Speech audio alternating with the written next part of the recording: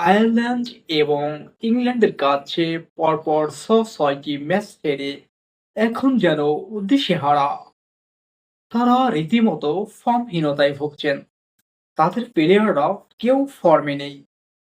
তাই তারা বেছে নিয়েছেন তাদের পরম বন্ধু, যারা কিনা আমাদেরও অনেক কাছের বন্ধু।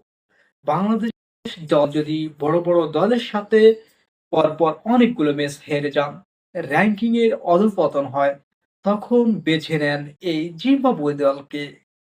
ভারতও ঠিক তেমনই ভাবে এই কম শক্তির অধিকারী জিম্বাবুয়েকে বেছে নিয়েছে। তারা নিজেদেরকে আবার ঝালিয়ে নেওয়ার জন্য, নিজেদেরকে আবার শান দিতে, আবার সেই সাবেক ফর্মে ফেরার জন্য জিম্বাবুয়ে সফর করবে। ৩ ম্যাচের টি-টোয়েন্টি সিরিজ খেলবে এই জিম্বাবুয়ে দলের সাথে।